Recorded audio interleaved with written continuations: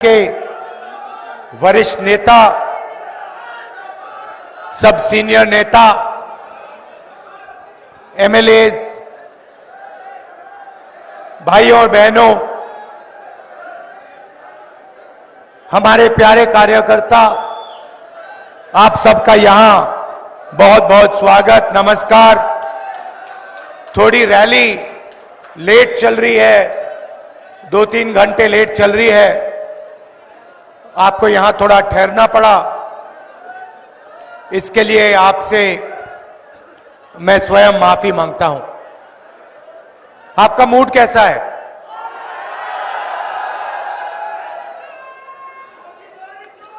यहां पे आदिवासी भाई बहन आज ज्यादा आए हैं,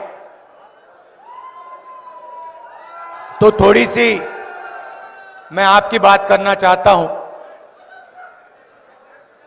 कुछ समय पहले किसी ने मुझे मोबाइल फोन पे एक वीडियो भेजा। मध्य प्रदेश का कोई नेता था, मुझे वीडियो भेजा। मैंने वीडियो को प्ले किया, प्ले दबाया, और उस वीडियो में एक बीजेपी का नेता आदिवासी युवा के ऊपर पेशाब कर रहा था। और मैंने सोचा, ये कैसी सोच है कि बीजेपी का एक नेता आदिवासी पर पेशाब कर रहा है और दूसरी साइड उसका कोई चमचा वीडियो ले रहा है।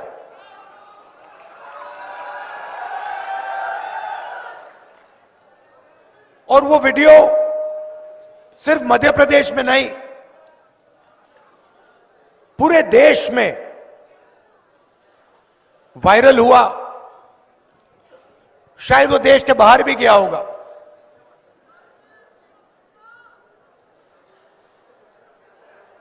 ये है विचारधारा बीजेपी की। सिर्फ आदिवासियों के साथ नहीं, दलितों के साथ, आदिवासियों के साथ, गरीब पिछड़ों के साथ,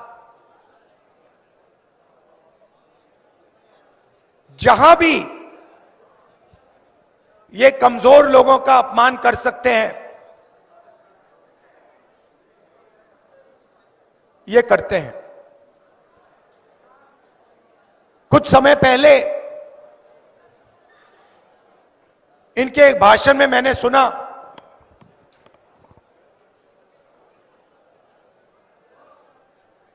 आदिवासियों को इन्होंने वनवासी कहना शुरू कर दिया। अब पता नहीं आप में से आप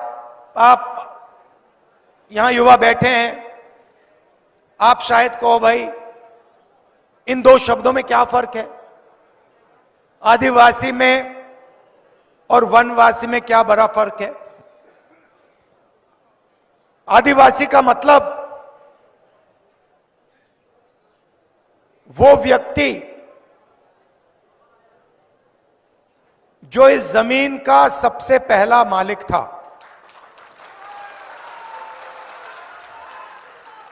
ये लोग आपको बताते नहीं हैं, मगर ऐसा समय था जब इस देश में, पूरे देश में आदिवासी लोग रहते थे। आप देश के पहले मालिक हो,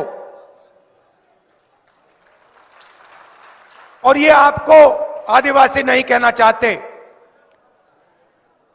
क्योंकि अगर ये आपको आदिवासी कहेंगे तो इन्हें आपको जंगल, जल और जमीन का हक देना पड़ेगा। क्योंकि आप कहोगे मोदी जी, शिवराज जी, हम आदिवासी हैं। आदिवासी शब्द का मतलब है कि हम हिंदुस्तान के सबसे पहले मालिक हैं। ये जल, ये जंगल, ये जमीन हमारी थी और आज आपको जल, जमीन और जंगल का अधिकार हमें देना पड़ेगा। वनवासी का मतलब वो लोग जो जंगल में रहते हैं। आदिवासी हिंदुस्तान के ओरिजिनल मालिक, वनवासी वो जंगली लोग जो जंगल में रहते हैं। इससे बड़ा आपका अपमान नहीं हो सकता। आप वनवासी नहीं हो, आप हिंदुस्तान के ओरिजिनल मालिक हो। और इस बात को समझकर, इस बात को मानकर कांग्रेस पार्टी ने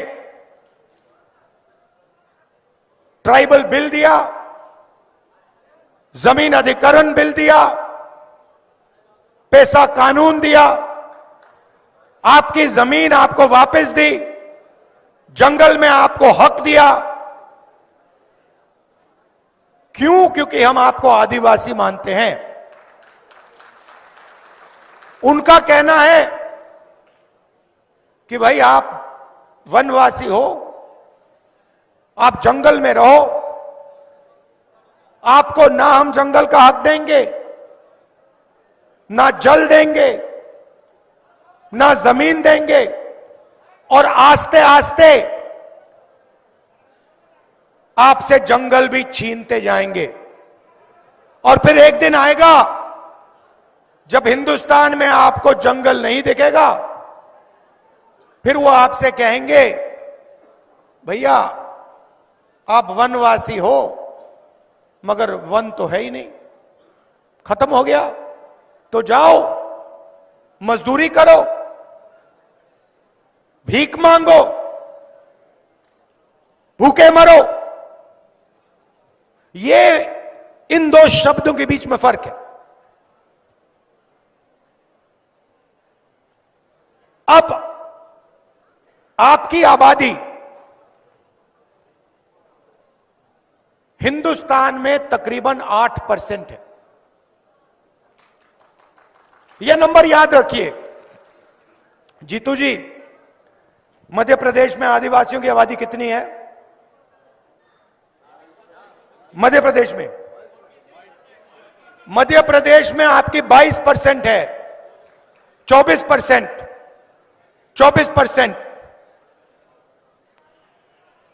और हिंदुस्तान में आपकी आबादी 8% है।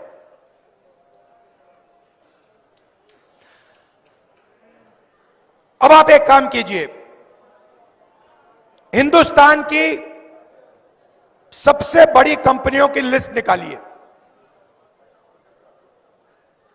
चाहते हो मैं आपको दे दूंगा,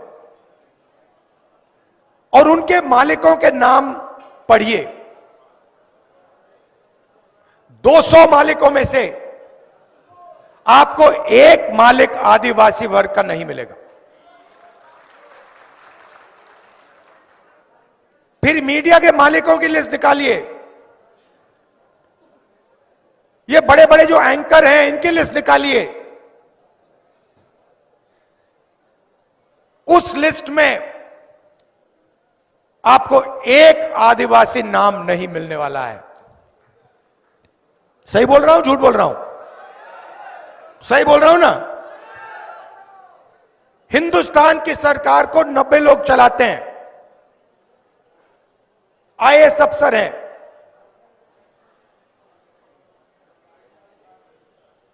पूरा का पूरा बजट ये बांटते हैं।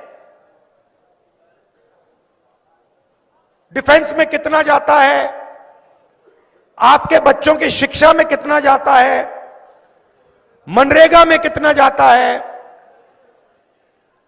स्वास्थ्य में कितना जाता है, ये 90 लोग डिसाइड करते हैं। बड़े बड़े ऑफिसों में बैठते हैं, दिल्ली में मंत्रिमंडलों में बैठते हैं, और आपका पैसा, जीएसटी का पैसा जो आप देते हो, आप जो सिर हिला रहे हैं, आपने शर्ट खरीदी, 18% आपने दिया। अदानी वही शर्ट खरीदता तो वो भी 18% देता, तो आपका पैसा है। 90 में से एक अफसर आदिवासी, एक,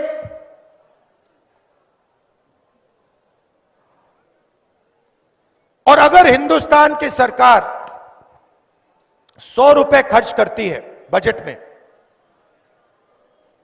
तो आदिवासी अफसर 10 पैसे का निर्णय लेते हैं। आबादी 8%, भागीदारी 100 रुपए में से 10 पैसे।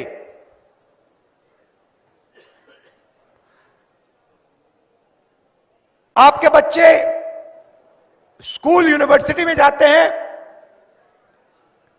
प्राइवेट कॉलेज, प्राइवेट यूनिवर्सिटी में आपको पैसा देना पड़ता है, लाखों रुपए लगते हैं। लगते नहीं लगते? लगते ना। प्राइवेट कॉलेजेस यूनिवर्सिटीज के मालिकों की लिस्ट निकालिए, उसमें आपको एक आदिवासी नहीं मिलेगा। चोट लगती है, प्राइवेट अस्पताल में जाते हैं, लाखों रुपए चले जाते हैं, सरकार उनको जमीन देती है, प्राइवेट अस्पतालों को फ्री में। किसकी जमीन? आपकी जमीन। प्राइवेट अस्पतालों की लिस्ट निकालो, उसमें आपको एक आदिवासी नहीं मिलेगा, एक मालिक नहीं मिलेगा।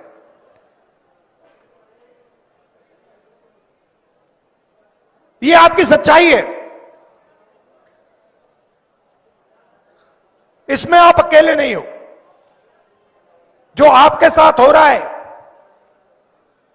वो दलित वर्ग के साथ भी हो रहा है, जो उनके साथ हो रहा है वो पिछड़ों के साथ भी हो रहा है, वो गरीब जनरल कास्ट के साथ भी हो रहा है।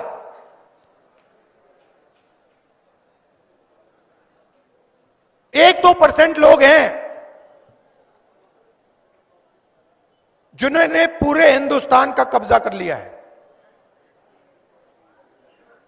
अदानी जी यहां आपकी जमीन छीनते हैं, हिमाचल में सेब का बिजनेस करते हैं, मुंबई का एयरपोर्ट चलाते हैं, हिंदुस्तान के सारे पोर्ट्स उनके हाथ में, माइनिंग करते हैं, फूड स्टोरेज का बिजनेस करते हैं, सारा का सारा वो ही करते हैं, और आप देखते ही रह जाते हो। आप स्कूल कॉलेज का पैसा देते हो, रोजगार मिलने का टाइम आता है, आपसे कहते भैया रोजगार तो है ही नहीं, आपको रोजगार नहीं मिलेगा। आपको सर्टिफिकेट मिल गया, 5 लाख रुपया आपने प्राइवेट यूनिवर्सिटी कॉलेज को दे दी, मगर रोजगार आपको हिंदुस्तान में नहीं मिलेगा। क्यों? क्योंकि सारे छोटे बिजनेसेस को नरेंद्र मोदी ने बंद कर दिया, नोटबंदी की, जीएसटी की, और सारे के सारे छोटे जो व्यापारी हैं, स्मॉल मीडियम बिजनेस, वो बंद हो गए।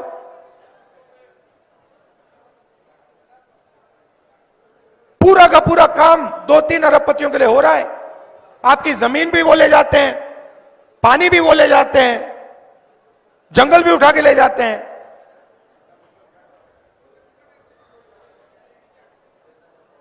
तो ये बदलना है।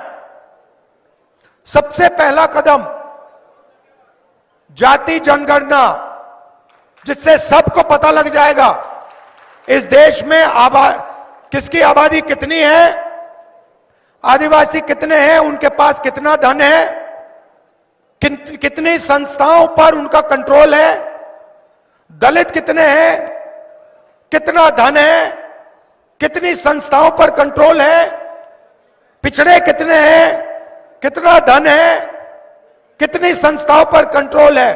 साफ आपके सामने आ जाएगा। क्रांतिकारी कदम है, हरी क्रांति, सफेद क्रांति, उतना बड़ा कदम है ये। और ये जैसे ही हमारी सरकार आएगी हम ये करके दे देंगे आपको।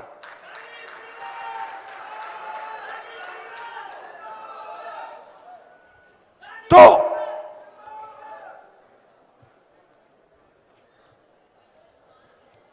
हम चाहते हैं कि इस देश में सामाजिक न्याय हो, आर्थिक न्याय हो, किसानों के साथ न्याय हो। किसानों का उदाहरण देता हूं आपको। हरियाणा पंजाब के किसान दिल्ली की ओर चल रहे हैं। उन्होंने सिर्फ एक चीज मांगी है, एमएसपी चाहते हैं, मिनिमम सपोर्ट प्राइस। बीजेपी की सरकार कहती है हम आपको एमएसपी नहीं देंगे। 100 अरबपतियों का उन्होंने 16 लाख करोड़ रुपया माफ किया। मतलब 24 साल मनरेगा का पैसा उन्होंने 100 लोगों का माफ कर दिया। और किसानों का कर्जा माफ नहीं कर सकते, किसानों को एमएसपी नहीं दे सकते। हमारी सरकार आएगी दिल्ली में, पहला काम जाति जनगणना, दूसरा काम किसानों को एमएसपी की लीगल गारंटी, कानून बना देंगे कि इससे कम पैसे के लिए उनको मिनिमम इतना पैसा मिलेगा, कानून बना देंगे उठाकर।